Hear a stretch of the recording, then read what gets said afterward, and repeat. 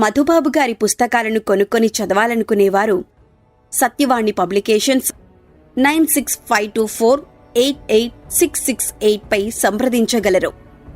మధుబాబు గారి అద్భుత జానపద సృష్టి వెన్నెల మడుగు 12వ భాగం. నీలమణి గురించి నీ తల్లికే తెలియదు. ఇప్పుడు ఈమెకు తెలియవలసిన అవసరం ఏమీ లేదు. నువ్వు నోరు మూసుకో అని హెచ్చరించింది. ఏదో చెప్పబోయిన విజయుడు అంతలోనే మనసు మార్చుకున్నట్లు మాట్లాడకుండా నిలబడేసరికి రాకుమారికి కోపం వచ్చింది. పెదవులు ముడిచి విసురుగా అవతలికి వెళ్ళిపోయింది. త్వరగా వెళ్ళి ఆమె కోపాన్ని పోగొట్టు విజయుడికి చెప్పింది అడవి తీగె. కోపాన్ని పోగొట్టకపోతే ఏం చేస్తుంది అని అడిగాడు విజయుడు. తలకోన భైరవి నివసించే గుహలోకి పోతుంది. అక్కడ రాక్షసికి చెందిన మణులు రత్నహారాలు గుట్టలు గుట్టలుగా పడి ఉంటాయి. వాటిలో దేన్ని ముట్టుకున్నా తలకోన భైరవికి తెలిసిపోతుంది. నిద్రలేచి విరుచుకు తినేస్తుంది. త్వరగా వెళ్ళు అంటూ అతన్ని తొందర పెట్టింది అడవి తీగె. విసవిస అడుగులు వేస్తూ అవతలికి వెళ్లిన రాకుమారికి లోయ మధ్య భాగంలో పెద్ద గుహ ఒకటి కనిపించింది. గుహలో ఎవరైనా ఉన్నారా? లోపలికి రావచ్చా అని అడుగుతూ లోపలికి పోయింది ఆమె. ఎక్కడ చూసినా మణులు, మాణిక్యాలు, రత్నాల ఆభరణాలు గుట్టలు గుట్టలుగా పడి ఉన్నాయి ఆ గుహలో. వాటి మధ్య ఒక పెద్ద బండరాయి మీద హాయిగా నిద్రపోతున్న భంగిమలో పెద్ద అస్థిపంజరం ఒకటి ఉన్నది. మణుల్ని, మాణిక్యాల్ని చూసి నివ్వెరపోయింది రాకుమారి. బండరాయి మీద ఉన్న అస్థిపంజరాన్ని కూడా చూసింది. కాని దాన్ని గురించి పట్టించుకోలేదు. అపూర్వమైన ఈ సంపద ఇక్కడ పడి ఉండటం చాలా విచిత్రంగా ఉన్నది. ఈ సంపదకు అధికారులెవరో తెలిస్తే బాగుండును అనుకుంటూ ఒక మాణిక్యాన్ని చేతిలోకి తీసుకున్నది. మాణిక్యం ఆమె చేతిలోకి చేరుకున్న వెంటనే బండరాయి మీది అస్థిపంజరం అమాంతంగా లేచి నిలబడింది. అనుమతి లేకుండా నా గుహలోకి వచ్చి నా సంపద మీద చేయి వేస్తావా? నీకెంత ధైర్యం అని కర్కశ కంఠంతో అరుస్తూ రాకుమారి మీదికి దూకింది. భయంతో బిగ్గరగా అరిచి అస్థిపంజరానికి అందకుండా గుహ వెలుపలికి పరిగెత్తింది రాకుమారి. ఆగు! నా సంపదను తీసుకొని నువ్వు ఎక్కడికి పోలేవు, ఆగిపో అని హూంకరిస్తూ ఆ అస్థిపంజరం కూడా గుహలో నుంచి బయటికి వచ్చింది. రక్షించు, కాపాడు అని బిగ్గరగా విజయుణ్ణి పిలుస్తూ అతని దగ్గరికి పరుగు తీసింది రాకుమారి. పెద్ద పెద్ద అడుగులు వేస్తూ ఆమెను తరుముకు వస్తున్న అస్థిపంజరాన్ని విజయుడు చూశాడు.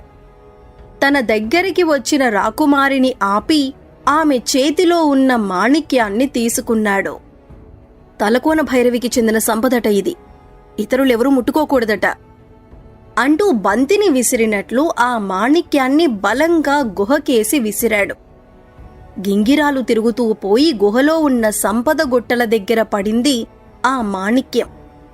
గుండెలు జలధరించేటట్లు వికృత శబ్దాలు చేస్తూ రాకుమారికేసి వస్తున్న అస్థిపంజరం వెంటనే ఆగిపోయింది. వెనుతిరిగి తన గుహలోకి తను వెళ్ళిపోయింది. బండరాయి మీద వెల్లకిలా పడుకుని గాఢమైన నిద్రలోకి జారిపోయింది. నేను చెప్పినట్లే జరిగింది చూశావా? నువ్వా మాణిక్యాన్ని గుహలో పడేటట్లు విసిరి ఉండకపోతే రాకుమారి ప్రాణాలు పోగొట్టుకుని ఉండేది అంటూ విజయుడితో అన్నది బండరాళ్ల దగ్గర ఉన్న అడవి తీగ. అవునని తల ఊపిన విజయుడికి వెంటనే వచ్చింది ఒక ఆలోచన. లోయ ముందు గుంపులు గుంపులుగా నిలబడి ఉన్న ఆటవికుల వంక ఒకసారి చూసి చిన్నగా నవ్వాడు. ఎందుకు నవ్వుతున్నావు? ఆశ్చర్యంగా అడిగింది రాకుమారి. ఈ లోయలో ఉన్న తలకోన భైరవి మనల్ని ఎలా చంపుతుందో చూడటానికి చాలా ఉత్సాహపడుతున్నారు వాళ్ళు. వాళ్ల కోరికను మనమెందుకు కాదనాలి? ఆ రాక్షసిని మరోమారు గుహలో నుంచి బయటికి రప్పిద్దాం అంటూ గుహకేసి బయలుదేరాడు. వద్దు, అటుకేసి వెళ్ళొద్దు అంటూ అతన్ని ఆపటానికి ప్రయత్నం చేసింది రాకుమారి. నీకేం భయం లేదు, నువ్విక్కడే నిలబడి జరగబోయే వింత చూడు అని ఆమెకు ధైర్యం చెబుతూ గుహ దగ్గరికి చేరుకున్నాడు విజయుడు. బండరాయి మీద ఉన్న అస్థిపంజరాన్ని జాగ్రత్తగా గమనించుకుంటూ అక్కడ గుట్టలు గుట్టలుగా పడి ఉన్న రత్నహారాల్లో నుంచి ఒక హారాన్ని చేతిలోకి తీసుకున్నాడు.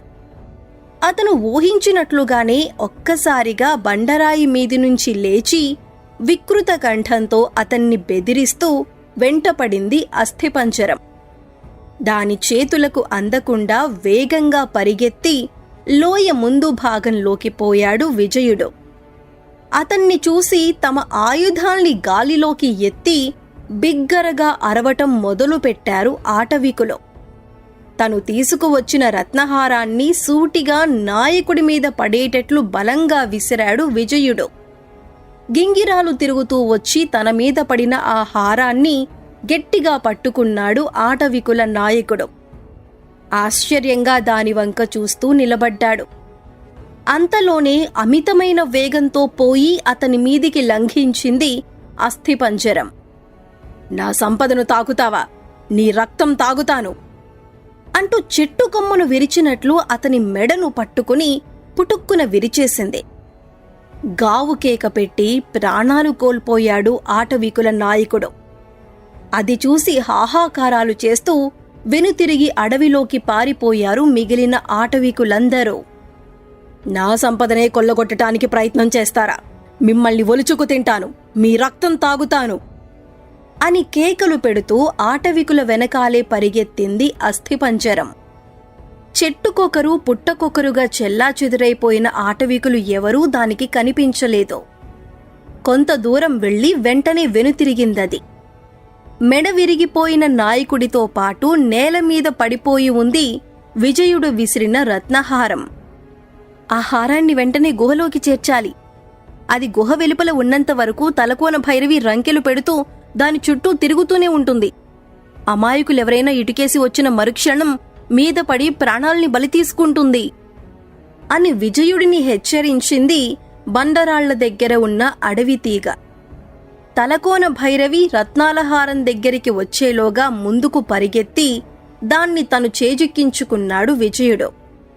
అతను తన సంపదను దోచుకోవటానికి అలా హారాన్ని తీసుకున్నాడని అనుకున్నది కాబోలు. చెవులు చిల్లులు పడేటట్లు అరిచింది అస్థిపంజరం. చంపుతాను, నిన్ను చంపేస్తాను అని గర్జిస్తూ ఆఘమేఘాల మీద అతని కేసి వచ్చింది. ఆలస్యం చేస్తే అది అన్నంత పని చేస్తుందని విజయుడికి తెలుసు. అందుకే అతివేగంగా వెనక్కి వచ్చి గుహలో పడేటట్లు హారాన్ని విసిరేశాడు. గింగిరాలు తిరుగుతూ హారం గుహలో పడింది. తలకోన భైరవి కోపం కూడా వెంటనే తగ్గిపోయింది. అరుపుల్ని మానుకుని తన దారిన తన గుహలోకి వెళ్ళిపోయింది. హమ్మయ్య, ఒక గండం నుంచి గట్టెక్కాం. నరరూప రాక్షసుల వంటి ఆటవికులు తలకోన భైరవి ధాటికి బెదిరి దూరంగా పారిపోయారు. ఇక వాళ్ళు నీ దారికి అడ్డురారు. ఇకిప్పుడు నువ్వేం చేయదలుచుకున్నావు అని విజయుడిని అడిగింది అడవి తీగ. రాజకుమారిని ఆటవికుల బారి నుంచి రక్షించటం కోసమే నేను వచ్చాను. ఈమె రాజ్యానికి తీసుకుపోయి ఈమె తండ్రి గారికి అప్పజెబుతాను తడుముకోకుండా అన్నాడు విజయుడు. చిన్నగా నవ్వింది అడవి తీగ. అది అలా ఎందుకు నవ్విందో విజయుడికి అర్థం కాలేదు. ఎందుకు నవ్వుతున్నావు అని అడిగాడు.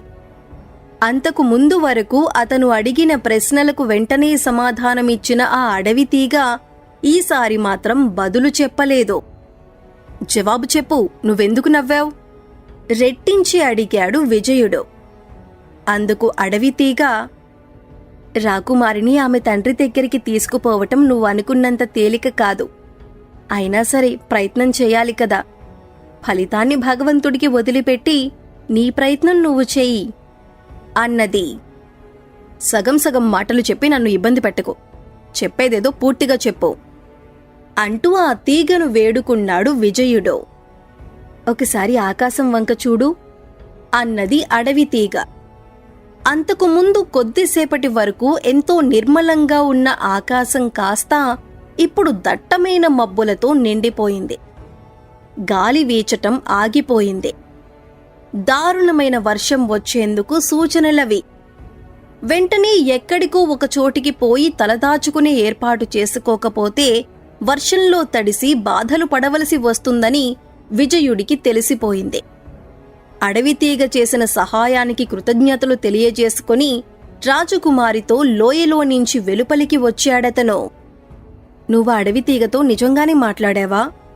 ఆ భాష నీకెలా అర్థమైంది? ఆ మాటలు నాకు వినిపించకపోవటానికి కారణమేమిటి అని అతన్ని మరోసారి అడిగింది రాజకుమారి. నీలమణి రహస్యాన్ని బయటపెట్టకుండా ఆ మాటలకు సమాధానం చెప్పటం అసాధ్యమని విజయుడికి తెలుసు. అలా చేయవద్దని అడవితీగ అంతకుముందే గట్టిగా హెచ్చరించింది కూడా. చెప్పవేమిటి? నా మాటలకు బదులు చెప్పవేం అని రాకుమారి మరింత పట్టుదలగా అడిగింది. అంతలోనే విజయుడు భయపడుతున్నట్లు వర్షం కురవటం మొదలవనే అయింది. మామూలు వర్షం కాదది.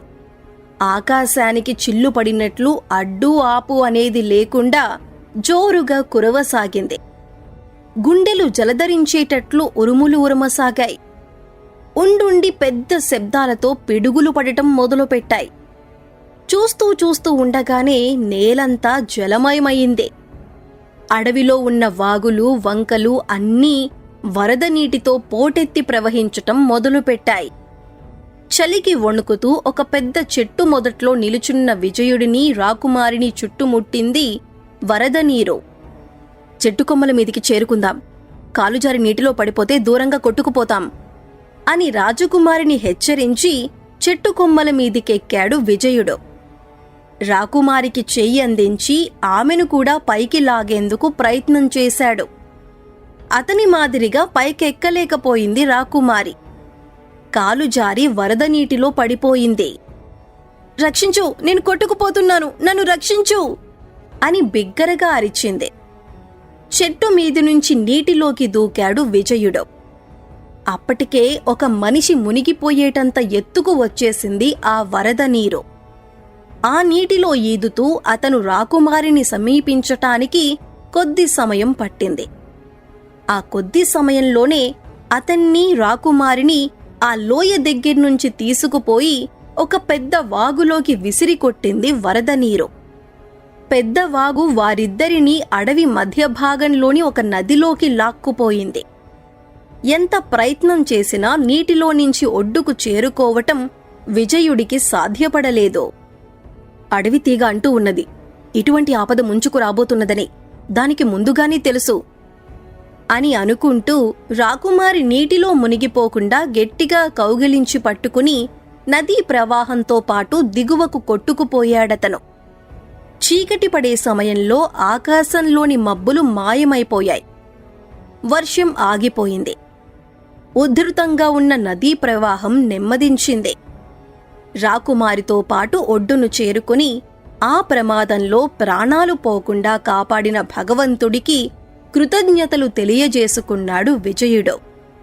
అడవి తీగతో అతను మాట్లాడటం ఎలా సంభవించిందో చెప్పనందుకు విజయుడి మీద అలిగింది రాకుమారి. నన్ను వెంటనే మా రాజ్యానికి చేర్చు. నన్ను రక్షించినందుకు మా నాన్నగారిచ్చే బహుమతిని తీసుకుని నీ దారిని నువ్వు వెళ్ళిపో అని విజయుడితో అన్నది.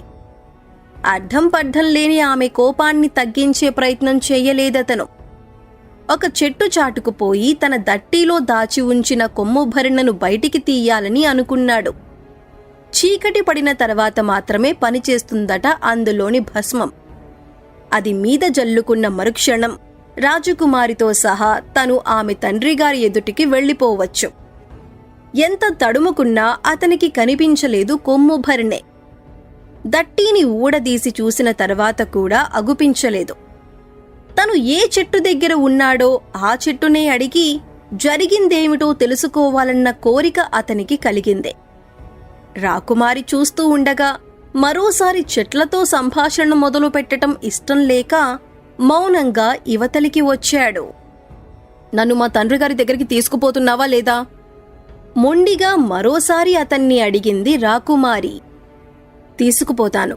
తీసుకుపోయే ముందు మనమసలు ఎక్కడ ఉన్నామో, ఇక్కడ్నుంచి మీ రాజ్యానికి పోవాలంటే ఏ దిక్కుగా ప్రయాణం చేయాలో తెలియాలి.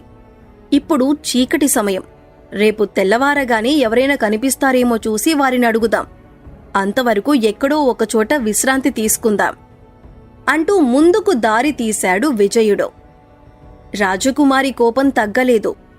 అయినా చేసేదేమీ లేదు కనుక మౌనంగానే అతన్ని అనుసరించింది.